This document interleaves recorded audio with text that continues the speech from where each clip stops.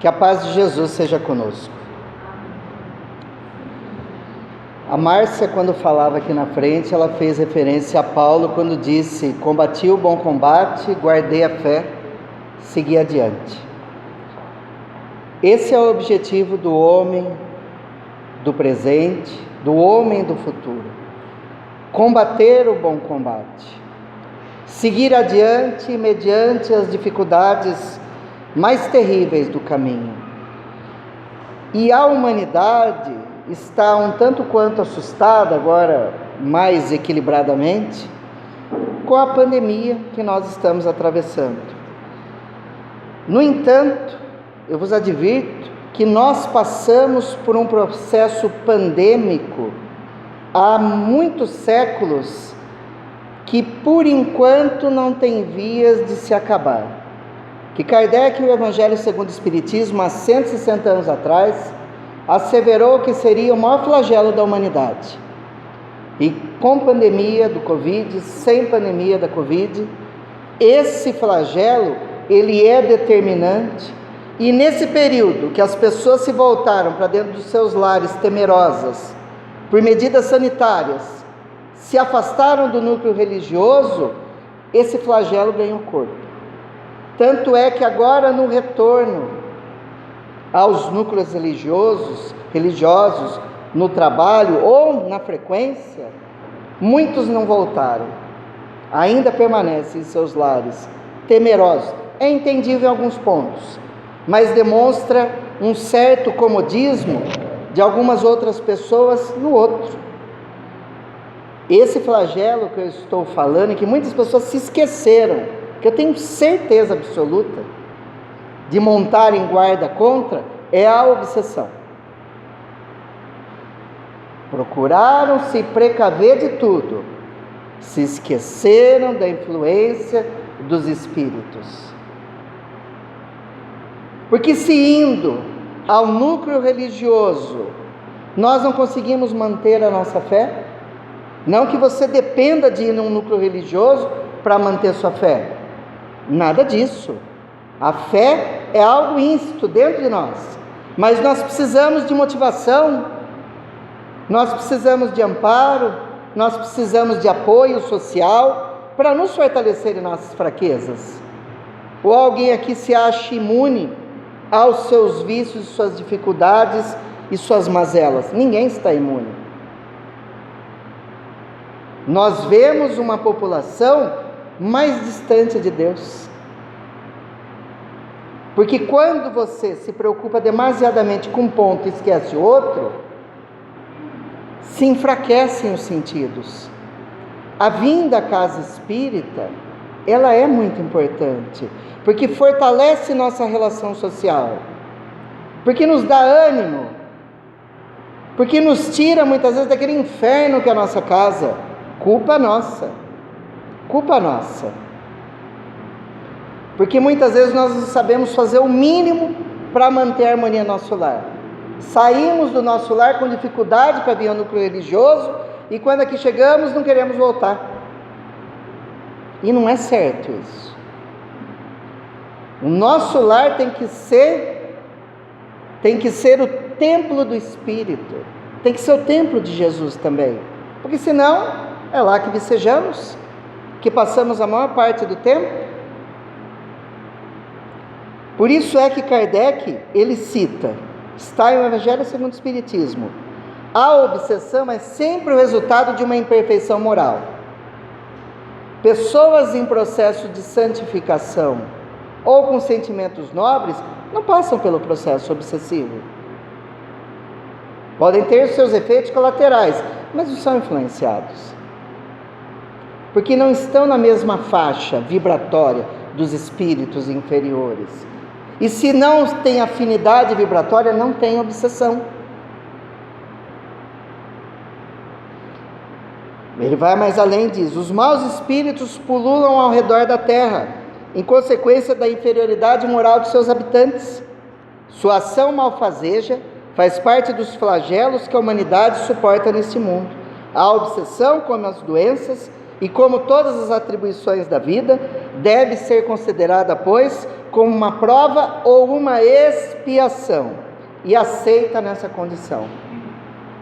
O que vale salientar é que para cada encarnado na Terra, existe uma média de 4 desencarnados. A população de espíritos é 4 vezes maior que a população dos vivos, dos encarnados. Se nós temos hoje cerca de 8 bilhões de pessoas na Terra, nós vamos ter 32 bilhões de espíritos rodeando. E isso é uma média. É uma média. Muitas vezes ao nosso derredor tem muito mais de 4 espíritos. Tem 5, 6, 10, 20, 30. Tem a passagem de Jesus com o demoniado gadareno. Quando ele se aproxima dele, ele diz: como é seu nome? O gadareno responde, né? Ele não, né? Aqueles espíritos que obsedavam respondem: nos chamamos legião porque somos muitos. Muitos, porque somos muitos. Mas como é? O que é a obsessão? Porque muito se fala, mas pouco se sabe a respeito. Se acha que qualquer mera influenciação, um sopro do espírito, um pensamento, é um processo obsessivo. Não é. Não é. Porque senão a gente estaria a todo instante, constantemente e cronicamente obsedados. A obsessão é a ação persistente de um mau espírito sobre uma pessoa. Apresenta características muito diversas, que vão desde a simples influência de ordem moral, que seria a obsessão simples, sem sinais externos perceptíveis, até a completa perturbação do organismo e das faculdades mentais, que seria a possessão ou a subjugação física. Então nós temos tipos de obsessão, mas tem que ser a ação persistente de um ser sobre o outro. Por que eu não falei de um espírito, de um ser sobre o outro? Porque a obsessão não ocorre só de mortos, dos mortos contra os vivos, dos desencarnados para os encarnados, mas também ocorre de encarnados para desencarnados, de encarnados para encarnados e de desencarnados para desencarnados.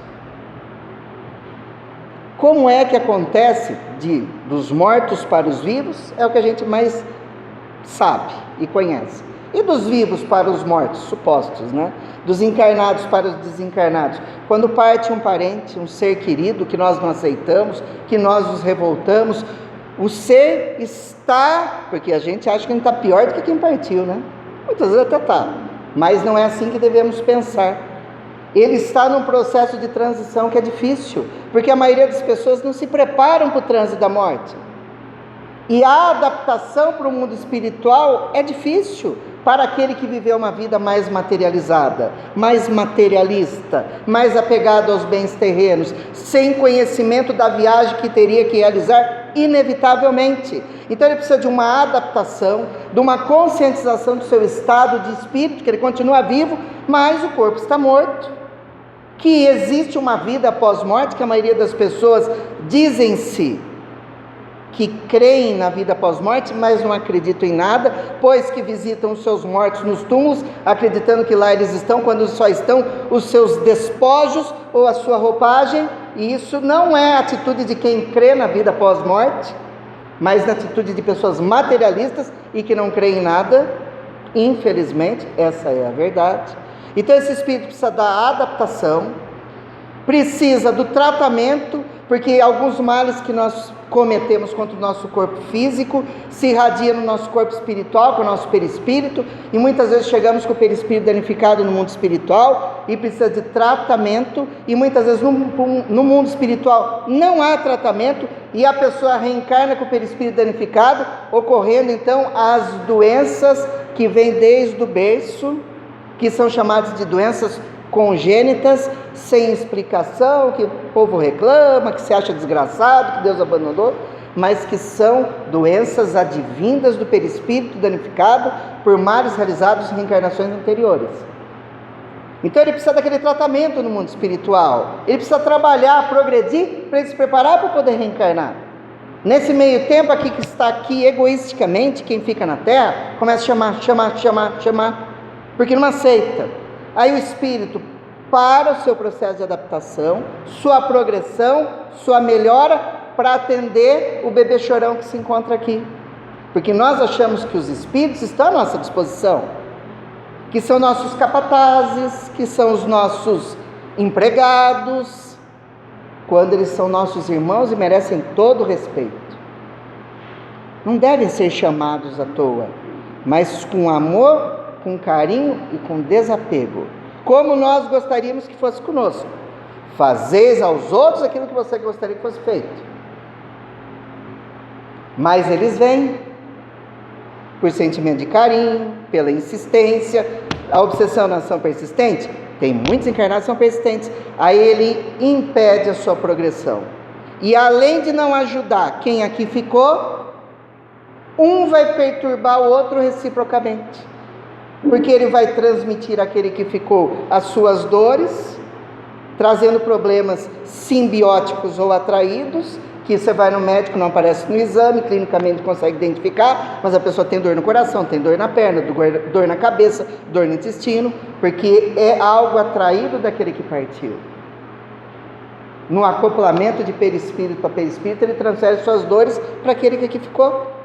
Então aí acaba sendo uma obsessão recíproca, de um lado para o outro, mas é mais do encarnado para o desencarnado. E a obsessão de encarnado para encarnado? Imagina filhos que têm pais possessivos, intransigentes, difíceis, que não deixam o filho voar. Se a menina arranja um namorado, nenhum presta. Se vai fazer uma faculdade, nenhuma é boa. Se vai trabalhar, não trabalha, fica em casa. Se o filho arranja uma namorada, nenhuma presta, nenhuma é boa. Todas são de má vida. Não serve. Se vai tentar um emprego, esse não é bom. Se vai fazer faculdade fora, não vai que você vai longe. Impede os filhos de alçarem voos, podando suas asas. São pais obsessivos, possessivos, que estão obsedando os seus filhos, ao invés de educar-lhes e amar-lhes. E muitos casos são assim. Mas também do contrário, filhos que impedem o voo de seus pais, que são filhos difíceis, que tiram tudo o que for possível um pouco mais dos pais. Com os pais viúvos, então, Maria. Se o pai perdeu a esposa, no evento natural da desencarnação, ele quer arranjar uma namorada, não pode, porque é a memória da minha mãe, e não deixa arranjar. Se é a mãe que quer arranjar um namorado, também não pode. É um processo de obsessão. E nunca vai dar sossego para o pai ou para a mãe. Nunca vai deixar que eles recomecem a sua vida. É um processo de obsessão. E de desencarnado para desencarnado, são muitos os casos relatados, principalmente nas obras de André Luiz, de Ivone do Amaral Pereira e tantos outros que citam espíritos perturbando outros no mundo espiritual, falanges compactas perturbando aqueles que se utilizaram deles quando estavam encarnados. Pessoas que se utilizam de magia negra, que se utilizam do espiritualismo para prejudicar outrem, que realizam associação com espíritos inferiores. Ao chegar no mundo espiritual, vão encontrar com aqueles que eles usaram, aí o uso vai ser do lado contrário. São aprisionados, sofrem dores e privações. Então, existem todos esses tipos de processos obsessivos. Por isso que Jesus disse, a cada um será dado segundo suas obras. Mas como é a mecânica do processo obsessivo? Chegou o obsedor? Não é assim que funciona. Porque parece também que a gente está frágil, que ninguém nos protege, que Deus nos abandonou, que o Espírito vai e nos influencia. É até uma vergonha de dizer como acontece o processo obsessivo. É lento, é um processo lento.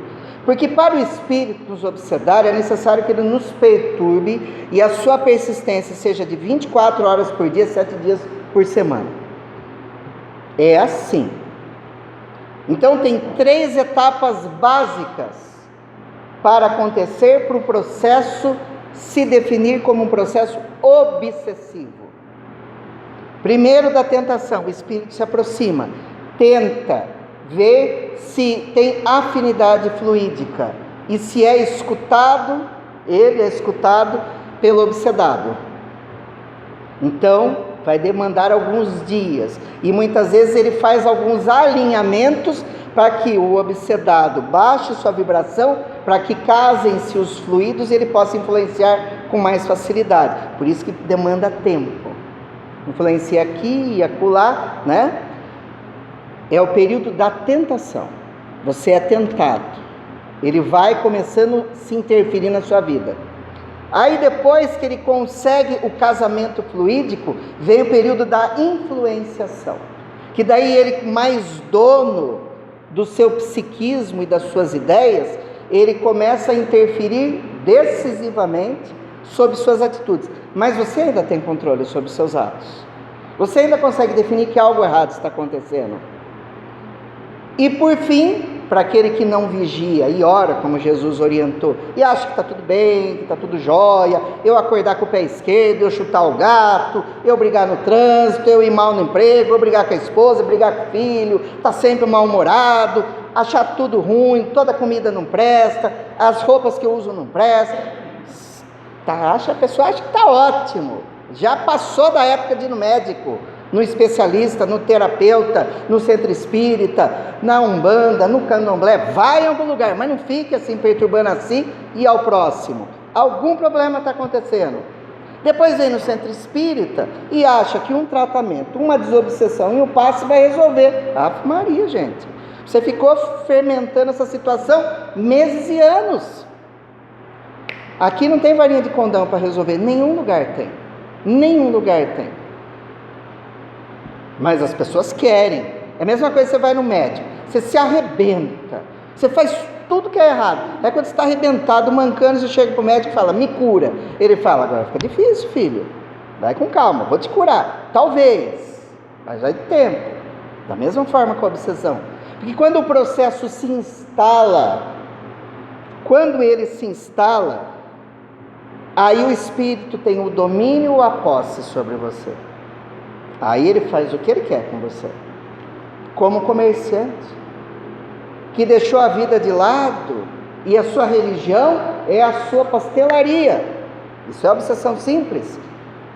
O exemplo que eu vou dar aqui, obviamente. Aí ele não dá bola para a família, não dá bola para o entretenimento, e vive do serviço. Aí os espíritos já conseguiram todos os processos. Aí eles vão começar a brincar com a pessoa. Sabe a hora que ele abre, a hora que ele fecha o estabelecimento? Aí a hora que ele fecha o estabelecimento, ele vai desligar o gás cuidadosamente, que esquentava o óleo para fazer o pastel. Aí ele vai apagar a luz. Aí ele vai fechar aquela porta de aço. Aí ele vai ligar o alarme. Aí ele vai pegar e vai entrar no carro para ir embora para casa. Quando ele vai entrar no carro, o desgramado do espírito vem no ouvido e fala, será que você desligou o gás? Ele fala, será que eu desliguei o gás? Aí ele vai com a porta, desliga o alarme, acende a luz e vê, ufa, desliguei o gás. Aí ele faz todo aquele processo, então quando ele está entrando no carro, será que você ligou o alarme? Aí sai do carro, liguei o alarme. Aí ele vai perturbar o quanto for possível. Isso é a obsessão simples, que de simples não tem nada. O simples, que Kardec quis dizer, é a obsessão comum, a mais comum que tem para acontecer. Muitas pessoas que têm o toque ou transtorno obsessivo compulsivo, em realidade passam pela obsessão simples. Pessoas que contam quantas vezes vão mastigar o alimento para digerir, para não morrer sufocado. Tem pessoas que contam 50 vezes a mastigada. Coloca comida na boca, mastigam. Elas contam 1, 2, 3, 50 vezes, senão elas não engolem a comida. Isso é transtorno obsessivo compulsivo ou toque. Pessoas que não cumprimentam os outros com medo de se contaminar por bactérias. Imagina agora com a pandemia do Covid. Ave Maria, meu Deus do céu. Haja álcool, haja sabão. Imagina, ele vai cumprimentar a pessoa, o espírito vem e fala, tá vendo esse mãozão aí? Nossa, deve ter um monte de bactéria. Ele fala, nossa, a mão deve ter um monte de bactéria. Cumprimenta meia mão, vai lá e lava correndo. Porque o espírito está dominando você. Aí, quando ele começa a dominar mais você, ele começa a agir sobre o seu hipotálamo e sobre o seu diencéfalo. se ele for um espírito vingativo e quiser o seu mal, porque muitas vezes só quer brincar. E o hipotálamo é responsável pelo seu sono e pelo seu não sono, pela sua fome, pela sua falta de fome, por sua necessidade de urinar e não necessidade, pela sua necessidade de defecar e não, pela sua digestão ou não, pela sua vontade sexual ou não, pela sua temperatura corporal, ou seja, é ele que é responsável pelo seu equilíbrio saudável do corpo, o hipotálamo. Imagina o espírito lançando fluido magnético negativo nessa parte, e agindo sobre o diencéfalo, que é o órgão, a parte do cérebro, que é a parte da razão, do raciocínio. Aí o que ele faz? Ele mexe com o seu senso crítico. Aí você já não consegue definir o que é certo e o que é errado, e ele te influencia, você não tem força para dizer que é um mau julgamento. Por exemplo, todo mundo sabe que 2 mais 2 fazem 4, mas a pessoa passando pelo processo da fascinação, se o espírito falar para ela que é 5, ele vai bater boca com os outros e falar, é 5, e ainda dá na cara de quem falar que é 4. Quantos passam pelo processo da fascinação, hein?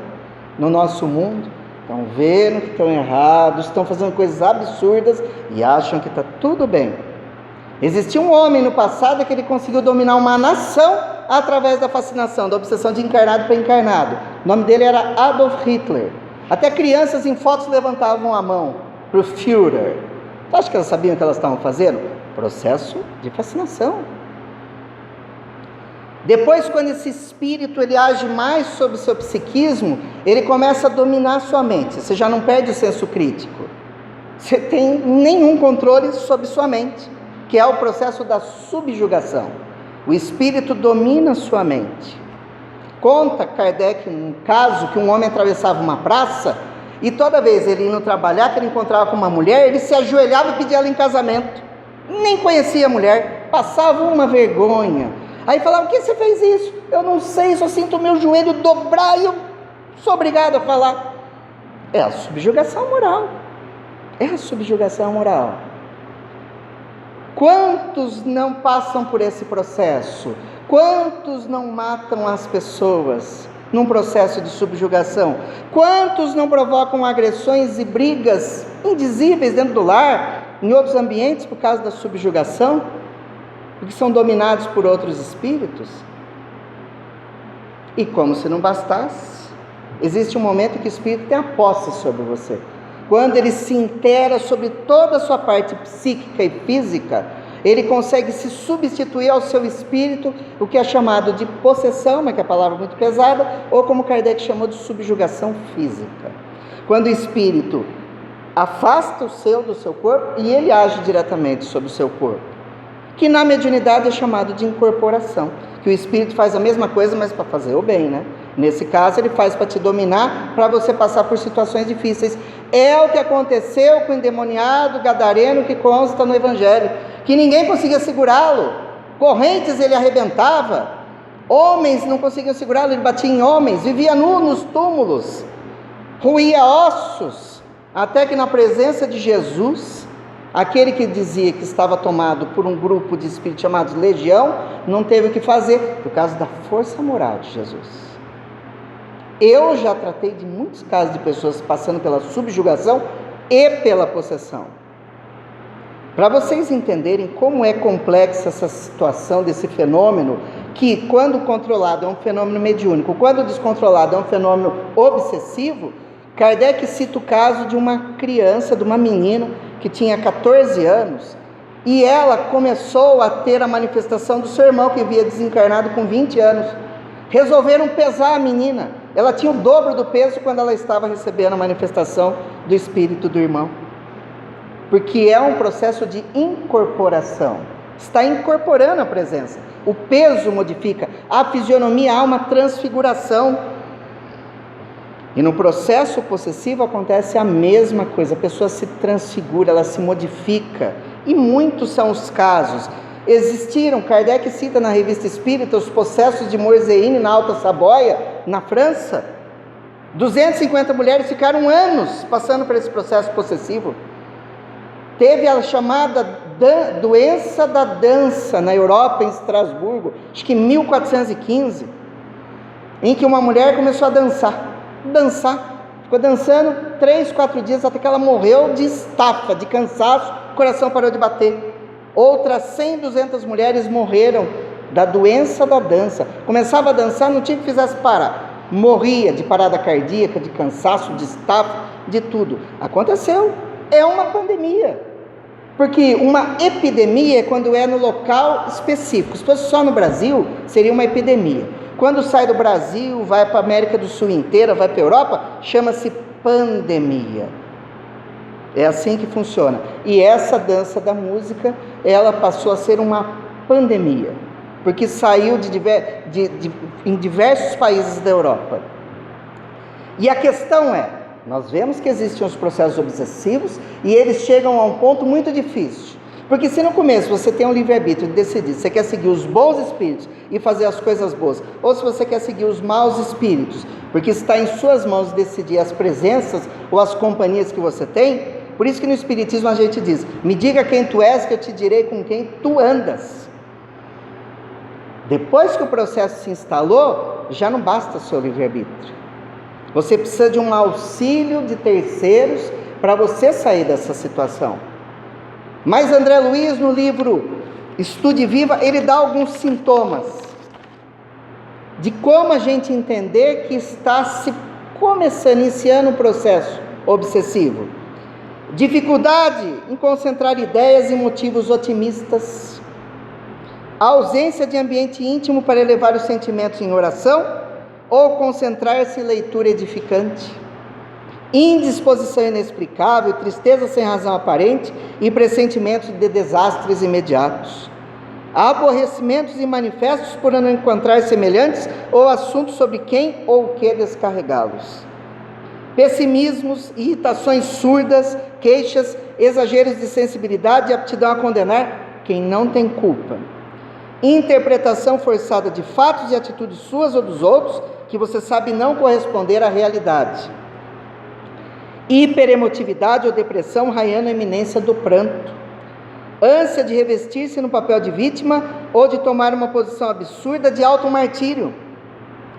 Teimosia em não aceitar para você mesmo que haja influência espiritual consigo, mas passados minutos ou horas do acontecimento, vem-lhe a mudança de impulsos, o arrependimento, a recomposição do tom mental e não rara a constatação de que é tarde para desfazer o erro consumado. Qual de nós já não passou por tudo isso? Mas não é passar de vez em quando por isso, é sempre passando por essas situações. Quem pode viver assim? Aí vão perguntaram para mim na última palestra, mas não tem obsessão do bem? A pessoa não soube se explicar. Mas os bons espíritos não fazem nada, que é o que a gente fala, né? E Deus não faz nada? E os bons espíritos não fazem nada? Fazem a todo tempo. Nos orientam a todo tempo a gente seguir caminho melhor. Mas a gente teima pelos caminhos. Não é ilegal, mas é imoral. Então eu vou fazer. É só um vício, é uma bobagem. Pequenininho que fica grandão. É só um copo, é só um trago, é só uma pitada, só vou experimentar. Vou sem cinto. Vou correr um pouco, qual o problema? Então a gente pensa que tudo passa mesmo, até a uva passa, né? Aí depois, como que fica no final? Qual é o desfecho? E para resolver esse problema? Nós precisamos do auxílio daquele que está de fora para verificar o nosso problema, para nos fazer acordar. Uma das ferramentas mais importantes, eu não vou falar que é a oração, porque se a pessoa estiver passando por um processo muito complicado de obsessão, ele não consegue orar. Mas o passe é uma ferramenta magnífica para quem passa por um processo obsessivo.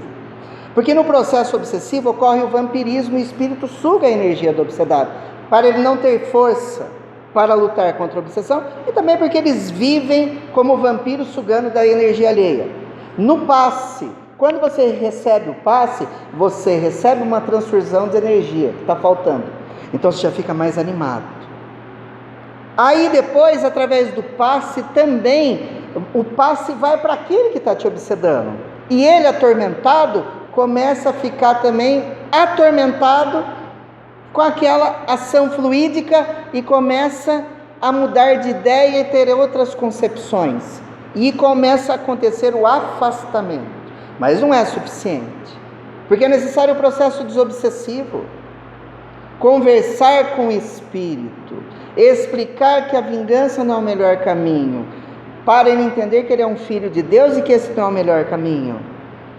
Que muitas vezes é um processo que demora talvez muito tempo, talvez anos. O Divaldo conta de um cardeal que o obsedou durante 10 anos, por causa de um problema do passado.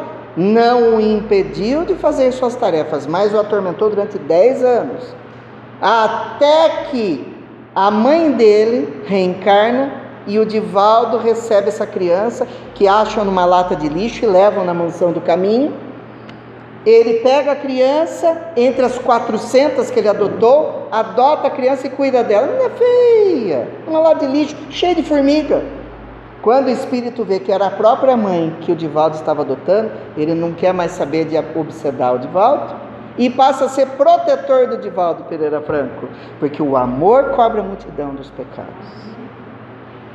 Aí quando a pessoa começa a se desvencilhar, ela precisa orar para se fortalecer, porque a oração é a nossa comunicação com Deus e com os bons espíritos, é o telefone de Deus. Por isso que antes de acontecer a oração, como dizia Gandhi, a chave da manhã, tranca da noite. Oremos, falemos com Deus. E por fim, depois que tudo isso está nesse patamar, nós precisamos entender se nós queremos, quando estamos com uma ferida, afastar as moscas ou tratar as feridas. Mudança de atitude. Não adianta afastar o espírito obsessor e você continuar sendo quem você é. Outro irá te obsedar. Então eu preciso ter uma mudança de atitude para isso não voltar a acontecer.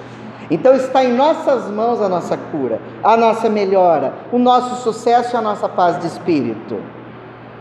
Os bons espíritos estão sempre do nosso lado. É nós que fechamos os ouvidos e o nosso coração a eles. Façamos o melhor do melhor e sigamos adiante. Que Deus que esteve ontem conosco e está hoje, também estará amanhã. Muito obrigado a todos. Que Deus os abençoe.